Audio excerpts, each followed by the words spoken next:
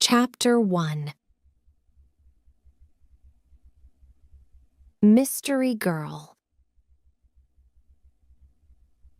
It all began on a beautiful spring morning in a village called Whistler in Canada, a pretty little village in the mountains of British Columbia. There was a cafe in the village with tables outside, and at one of these tables sat a young man.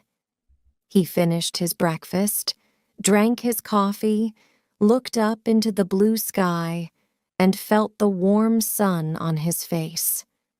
Nick Lortz was a happy man. The waiter came up to his table. "More coffee?" he asked. "Yeah, great," said Nick. He gave the waiter his coffee cup. The waiter looked at the camera on the table. "On vacation?" he said. "Where are you from?" "San Francisco," Nick said. He laughed. "But I'm not on vacation. I'm working. I'm a travel writer, and I'm doing a book on mountains in North America. I've got some great pictures of your mountain."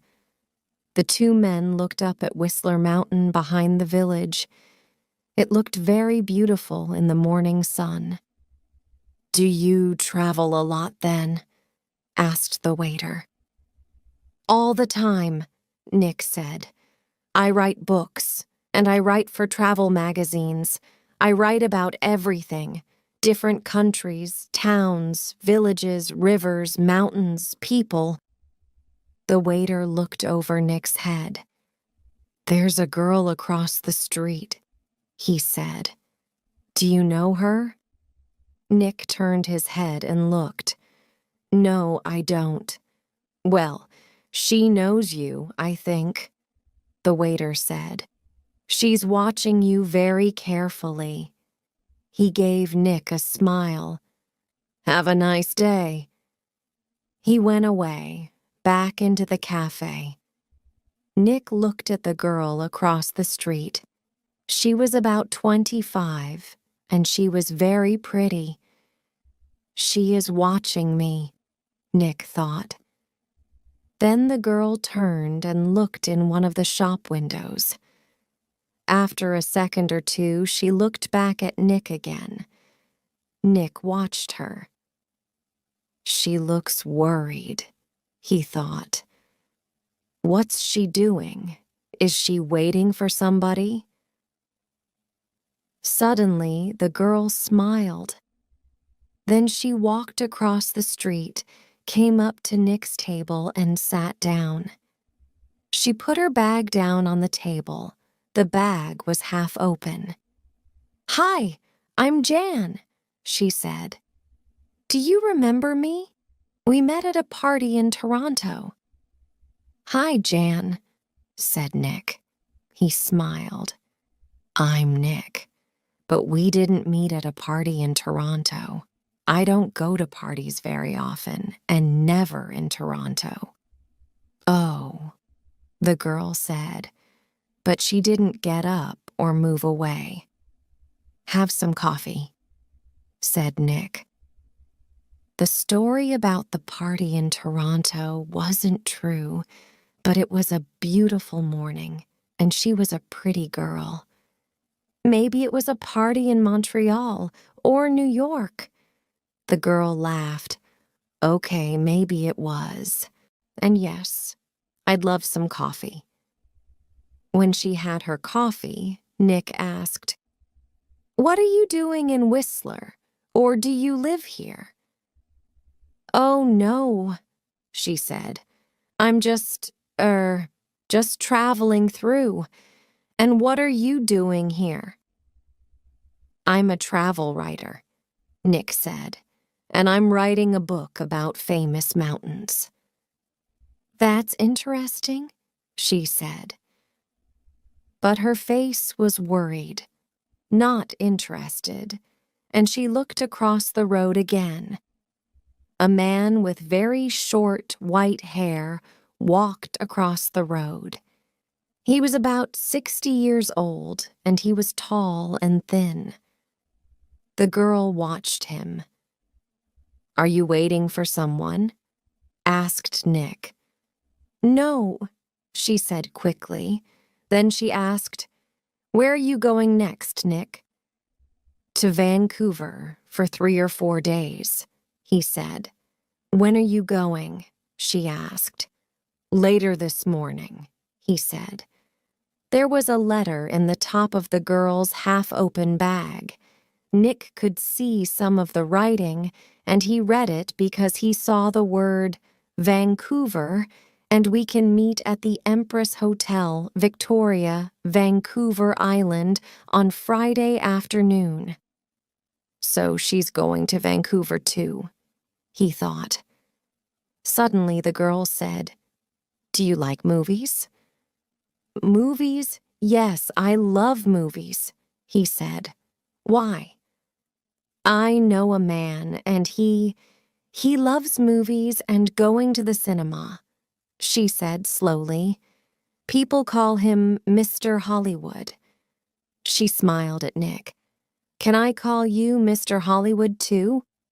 Nick laughed. Okay, he said.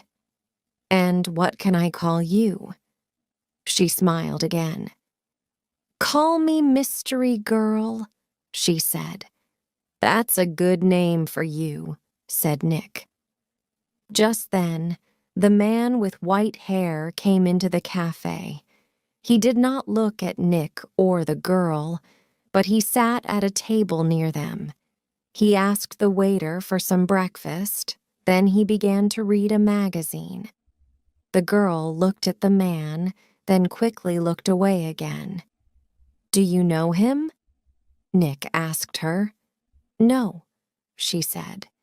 She finished her coffee quickly and got up. I must go now, she said. Nick stood up too. Nice to, he began. But the girl suddenly took his face between her hands and kissed him on the mouth. Drive carefully, Mr. Hollywood. Goodbye, she said, with a big, beautiful smile. Then she turned and walked quickly away. Nick sat down again and watched her. She walked down the road and into a big hotel. Now what? Thought Nick. Was that all about? The man with white hair watched Nick and waited. After 4 or 5 minutes, Nick finished his coffee, took his books and his camera, and left the cafe. His car was just outside the girls' hotel, and he walked slowly along the street to it. The man with white hair waited a second, then quickly followed Nick. From a window high up in the hotel, the girl looked down into the road. She saw Nick and the man with white hair about 50 yards behind him. Nick got into his car, and the man with white hair walked quickly to a red car across the street. 5 seconds later, Nick drove away in his blue car, and the red car began to follow him. When the girl saw this, she smiled, then went to put some things in her travel bag. Chapter 2. A Hand in the Back. That evening in his hotel room in Vancouver, Nick could not stop thinking about the girl in the Whistler Cafe. Why did she come and sit with him? She didn't know him, and that story about a party in Toronto wasn't true. And she was worried about something. But what? And that kiss. It was nice, of course, but why did she do it? Maybe she liked my face, Nick thought, or my brown eyes. But I'm not going to see her again, so it doesn't matter. Forget it. He put some money in his pocket and went downstairs to the hotel restaurant. But there were no free tables, so he walked down to Gastown and found a restaurant there. After dinner, he went for a walk. Vancouver was a friendly city, and Nick liked walking through Gastown and Chinatown, looking in the shops and watching the people. It was nearly dark now, and it was a busy time of the evening. There were a lot of cars and a lot of people. After a time, Nick began to walk back to his hotel. He came to a busy street and waited with a small crowd of people to go across. A tall woman in a blue dress stood next to him. She turned and smiled at him. "It's the first warm evening of spring," she said. "It's nice to be out after the long, cold winter." "Yeah," said Nick. "It's great, it's—" Suddenly, there was a hand in his back, and the hand pushed Nick into the road. Nick fell on his face in front of a big green car. People screamed, but the green car stopped, only inches from Nick's head. The woman in the blue dress ran into the road and pulled Nick to his feet. "Are you okay? What happened?" she said. The driver of the green car shouted angrily at Nick, but Nick did not hear him. "Somebody pushed me," he said to the woman. "I didn't fall. Somebody pushed me." "Pushed you?" said the woman. "Who? I didn't see anybody." Nick looked at the faces of the people near him, but he didn't know them.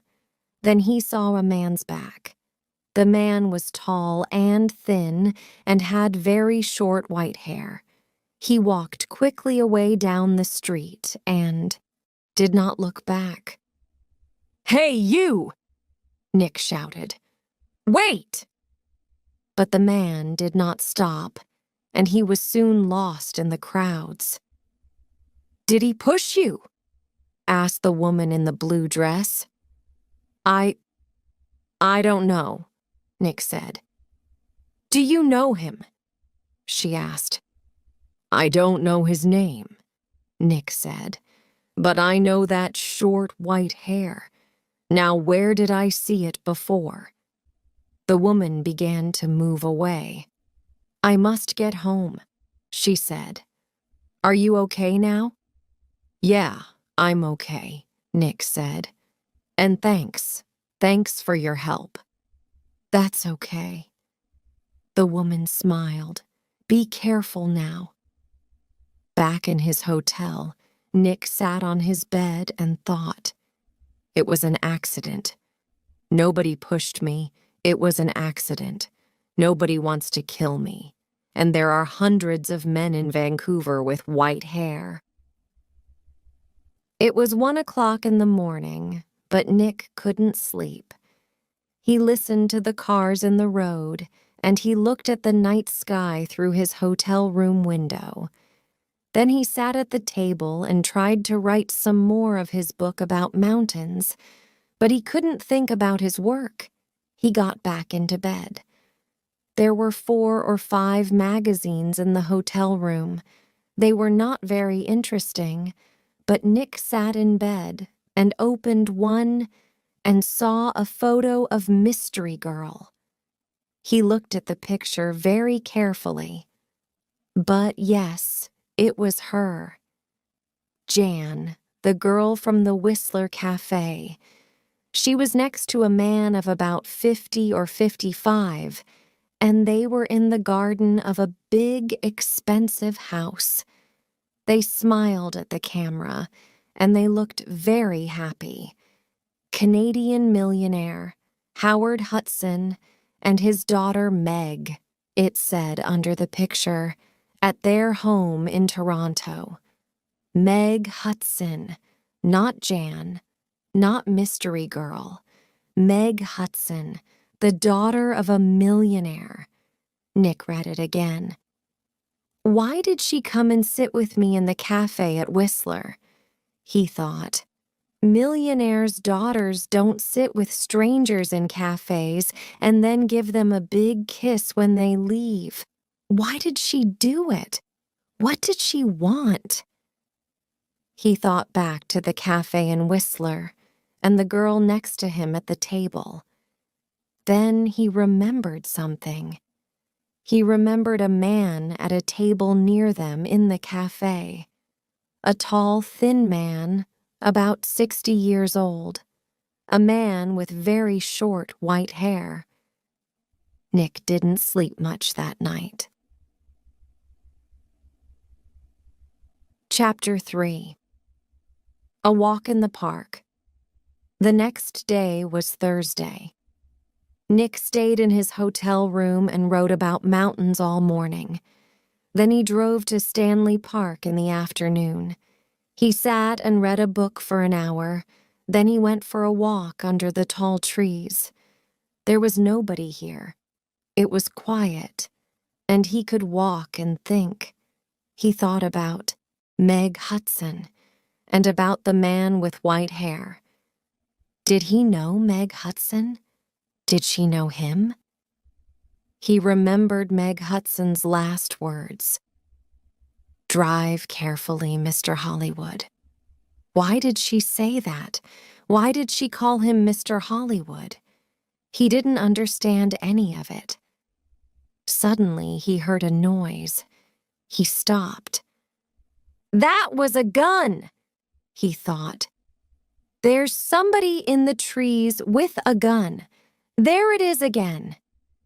Then something hit the tree over his head. Somebody's shooting at me, Nick thought. He turned and ran, and somebody began to run after him. Nick ran through the trees. There was no sun in here, and it was half dark, and there were no people, nobody to help him. I must get to my car, Nick thought. Find some people. The police. He ran on. He could still hear the gunman behind him, so he ran faster. After 3 or 4 minutes, he stopped and listened. Nothing. It was all quiet. Nick was afraid. What's happening? He thought. Why is somebody shooting at me? First a hand pushes me in front of a car, and now somebody's shooting at me. He waited another second or two, then walked quickly back to his car. He was very careful. He looked and listened all the time. But nobody came out of the trees, and nobody shot at him. Then he saw people, women with young children, some boys with a football, 2 men with a dog. He began to feel better. Nobody can shoot me now, he thought. Not with all these people here. 10 minutes later, he was back at his car. There was a letter on the window. Nick read it. It said, "I'm going to kill you, Mr. Hollywood." Nick drove to the nearest police station. He waited for half an hour. Then a tired young policeman took him into a small room. Nick told his story, and the policeman wrote it all down. "So what are you going to do?" asked Nick. "Nothing," said the policeman. "Nothing," said Nick. "But somebody shot at me and—" "Mr. Lortz," the policeman said tiredly. "How many people are there in this town with guns?" "I don't know," said Nick. "But you didn't see the gunman. Was it a man, a boy, a woman? Color of eyes? Long hair? Short hair? You don't know because you didn't see anybody. Maybe it was an old girlfriend. Maybe somebody doesn't like your travel books, Mr. Lortz." "But what about the man with white hair in Whistler?" said Nick. "The girl, Meg Hudson, called me Mr. Hollywood in the cafe, and this man heard her. And now I get a letter to Mr. Hollywood on my car. Who is this Mr. Hollywood? We all want answers to our questions. Mr. Lords, the policeman said, but we don't always get them. Questions, but no answers. Nick walked out of the police station and drove to his hotel. He was angry and afraid. How did the man with white hair find me in Vancouver? He thought. Did he follow me from Whistler? Is he following me now? Maybe he's staying at my hotel too, in the next room, with his gun. Chapter 4. The Man with White Hair. Nick stopped his car in front of the hotel. He looked carefully before he got out, but there was nobody with white hair near the hotel. He half ran through the hotel doors and went to the desk inside. I'm looking for a man with very short white hair, he said to the woman behind the desk. He's staying here, I think. He's about 60 years old and he's tall and thin. The woman did not look very interested. There are a lot of visitors in the hotel, she said. Do you know his name? No, I don't, Nick said. He's, a friend of a friend, you see. He arrived in Vancouver yesterday, and I must find him. It's very important. Please help me. The woman looked at him. There are 350 rooms in this hotel, she said, and maybe 30 or 40 men with white hair. How can I remember all their names? She turned away to answer a telephone call. Nick walked away from the desk. A drink, he thought. I need a drink. He went into the hotel bar, got a drink, and sat down at a table. So what do I do now? He thought. And then he remembered something. A letter in the girl's half-open bag in the Whistler Cafe. And we can meet at the Empress Hotel, Victoria, Vancouver Island, on Friday afternoon. And tomorrow was Friday. I'm going to Victoria, on Vancouver Island, he thought, to the Empress Hotel. Nick had dinner in the hotel that evening. He finished eating and got up from his table and saw the man with white hair. Nick moved quickly. The man was at the hotel desk. Nick could see the white head above the other heads near the desk. Excuse me, said Nick. He pushed past the people in the hotel restaurant. A small boy ran in front of him, and Nick ran into him. The boy and Nick fell down on the floor. The boy began to cry. Hey, said a woman behind Nick. I'm very sorry, said Nick. He got up and helped the boy to his feet. Are you okay? He asked the boy. Be more careful next time, said the woman. Nick moved away quickly, but when he looked back at the hotel desk, he couldn't see the man with white hair. He pushed through the crowd of people. That man, he shouted at the woman behind the desk. That man with short white hair, where did he go? The woman looked at Nick. Mr. Vickers? She said. I don't know. Vickers, is that his name? Said Nick. What's his room number? I'm sorry, I can't tell you that, the woman said. But I need to, began Nick.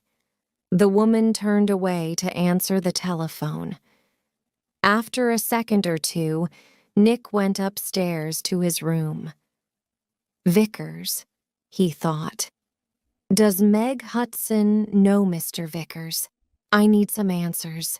and I need them quickly. Chapter 5. Vancouver Island.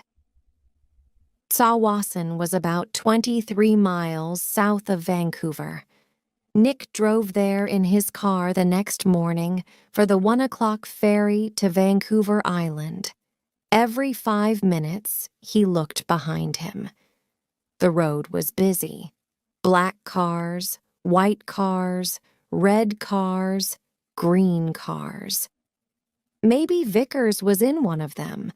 At Tsawwassen, Nick drove his car onto the ferry. There were a lot of cars and crowds of people. Nick got out of his car and walked up and down the ship. He looked for a man with white hair, but he didn't see one. Soon the ferry began to move, and Nick felt better. He found the ferry restaurant and got something to eat. More people came in. Nick looked at the faces of all the older men. Some had hats on, so he looked for somebody tall and thin, but there was nobody. Maybe he's not on the ferry, Nick thought. Maybe he's back in Vancouver. Later, Nick walked around the ship again. Once, he thought he saw the man with white hair in the crowds, but he could not be sure. 90 minutes after leaving Tsawwassen, the ferry arrived at Swartz Bay on Vancouver Island, and Nick went back down to his car. Swartz Bay was 20 miles north of Victoria. Nick drove quickly and again looked behind him every 4 or 5 minutes. Once, he saw a red car about 200 yards behind him. Did I see that car on the road from Vancouver to Tsawwassen? He thought. He drove more slowly, but the red car still stayed 200 yards behind him, and Nick couldn't see the driver's face or hair. Soon he was in the busy streets of Victoria, and Nick didn't see the red car behind him again. Victoria was a city of gardens and beautiful old buildings. Nick liked Victoria very much, but today he wasn't interested in gardens or buildings. He found the Empress Hotel, went inside and walked across to the desk. "Can I help you?" a young man asked Nick. "I'm meeting a friend here this afternoon," said Nick. "Miss Hudson." "Hudson?" said the young man. "Wait a minute." He went away and came back. "Sorry, but there's no Miss Hudson staying here." Nick took something from his pocket. It was the photograph of Meg and her father from the magazine. "This is her," he said. The young man looked at the picture. "Oh, right. You mean Howard Hudson's daughter," he said. "She's not staying here, but I saw her 10 or 15 minutes ago. She was with somebody, a man. He asked me about the tea room." "The tea room?" said Nick. "Where's that?" The man with short white hair was tired. He couldn't sleep, and he couldn't eat. He thought about only one thing, all the time. He drove, and he watched, and he waited, and he followed. When he drove into Victoria, the streets were busy, and suddenly he lost the blue car in front of him. Angrily, he drove around the city, past all the big hotels. "I must find him," he said. "I must do it. Today." Then he saw the Empress Hotel, and in the street outside it, a blue car. He drove past the hotel, left his car, and ran back down the street. He went across the road and walked past the downstairs windows. There was a big room with tables and chairs and a lot of people. He looked carefully at all the faces. "There she is," he said suddenly. There were two men with the girl. He couldn't see their faces, only the backs of their heads, but one of the men was in a green shirt. "Mr. Hollywood," the man said, and smiled. "Goodbye, Mr. Hollywood." People in the street turned to look at him, but the man did not see them. He walked up to the doors of the hotel and put a hand into his pocket. Inside, the gun was cold and hard. Chapter 6. A Tea Party. Nick looked through the doors of the tea room in the Empress Hotel. Meg Hudson sat at a table with a man. The man was about 30, or maybe a year or two younger. He was tall and brown from the sun. He wore a white shirt, white trousers, and white shoes. He said something to Meg, and she laughed. She looked very happy. A waiter came up to Nick. "Can I get you some tea?" he asked. "No, thanks," said Nick. "I'm with the two people over there," and he walked across to Meg's table. "Hello, mystery girl," said Nick. "Remember me? We met at Whistler. Your name was Jan then, but maybe today it's Meg Hudson." Meg Hudson looked up at him. "Oh," she said, and her face went red. "Who is this, Meg?" asked the man. "This is Nick," said Meg. "He's a writer. Nick, this is Craig Winters." "Sometimes called Mr. Hollywood," said Nick.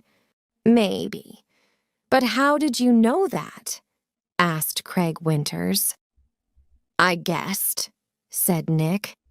"And I think I'm beginning to understand. Can I ask you a question, Mr. Winters? Does somebody want to kill you?" Craig Winters's face went white. "Kill me? What are you talking about?" asked Meg. "Before I tell you, answer this question, please," said Nick. "You called me Mr. Hollywood in Whistler, and you wanted the man at the next table, the man with white hair, to hear you. Is that right?" Meg Hudson did not answer at first. Then she said quietly, "Yes." "Why?" asked Nick. "I wanted him to follow you, and not me." "Why?" Nick asked again. "I think he's a detective," said Meg. "And I think he's working for my father. I saw him soon after I left Toronto.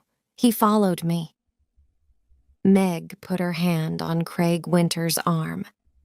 "My father doesn't like Craig. A month ago, he told me not to see Craig again. I'm not happy, and he knows that. I think he guessed that I'm meeting Craig, and now he wants to find Craig and stop him seeing me."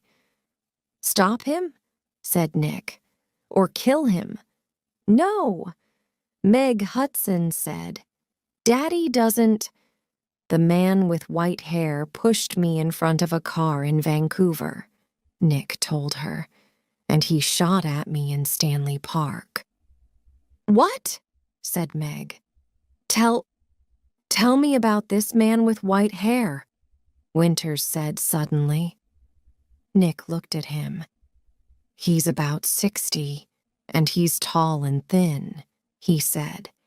"Do you know his name?" asked Winters. "Vickers," said Nick. Craig Winters suddenly looked ill. Did he follow you to Victoria? Did he follow you here?" "I don't know," said Nick. He watched Winters. "You're afraid of him. Why? Why does this man Vickers want to kill you, Winters? Before Craig Winters could answer, Meg's face went white. Oh, no, she said. Look over there, by the door. Nick and Craig Winters turned to look. At the door of the tea room stood the man with white hair. He looked up and down the room, and then he saw them and began to walk across to their table. His hand was in his pocket. For a second or two, the three people at the table did not move. Then Craig Winters jumped to his feet. "That's Mr. Hollywood!" he screamed. "That man there!" And he pointed at Nick. The man's hand came out of his pocket with a gun. "This is for Anna!" he shouted. Nick moved very fast. The tea table went over, and Nick was down on the floor in a second. The shot went over his head, and Meg screamed. At the same time, Craig Winters shouted out and put a hand on his arm. There was blood on his white shirt. Then more people began to scream, and two waiters pulled the man with white hair down onto the floor. "Get the police!" Somebody shouted. Chapter 7. At the police station. It was 7:30 p.m. Nick and Meg were in a room at the police station. The man called Vickers was in a different room, with 3 detectives. There was a doctor with him, too. Craig Winters was at the hospital. The door opened and a detective came in with 2 cups of coffee. He put them down on the table and turned to go out again. "Detective Edmonds," Meg said. "Did the hospital call? Is Craig going to be all right?" "Winters?" Detective Edmonds said. "Yes, he's going to be okay." "Can I call the hospital now?" asked Meg. "I'd like you to wait," said Edmonds. "Detective Keat is going to be here in a minute.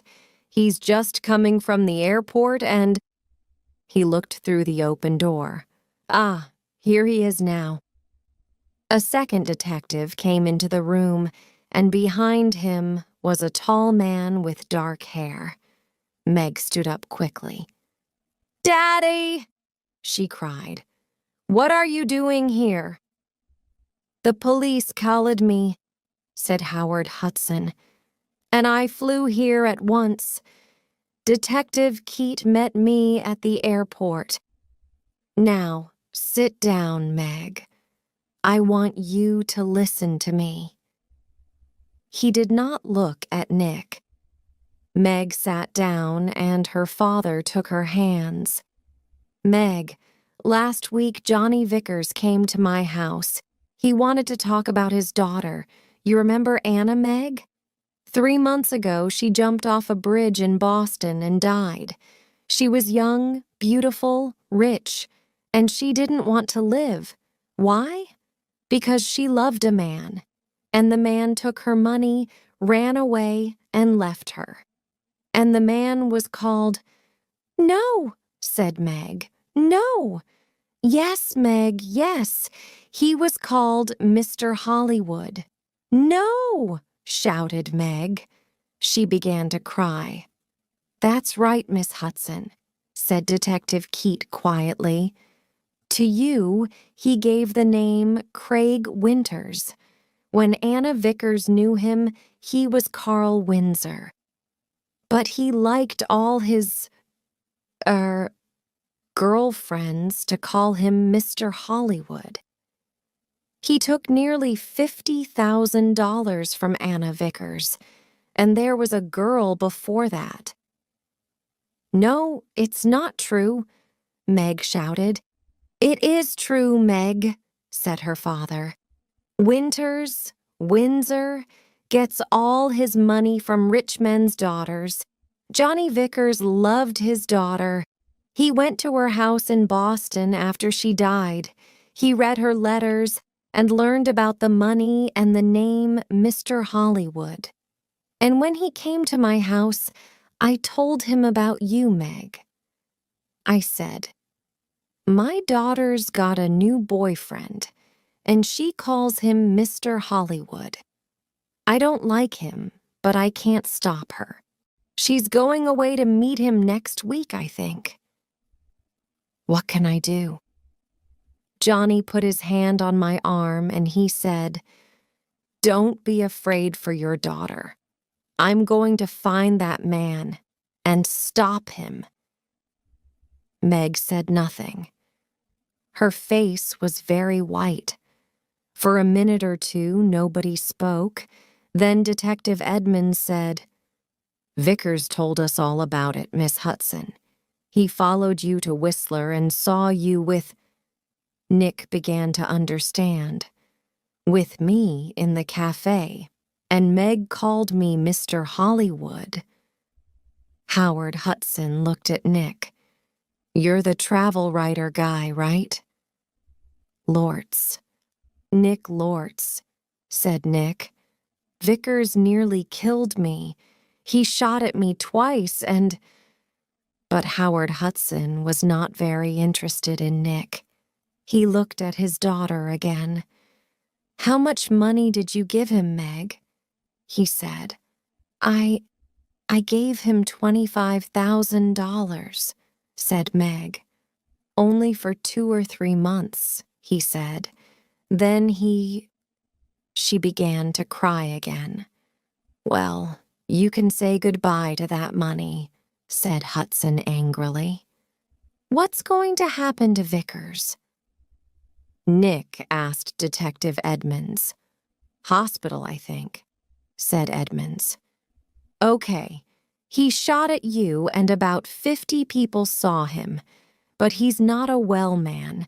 The doctors are going to put him away in a hospital. Howard Hudson stood up.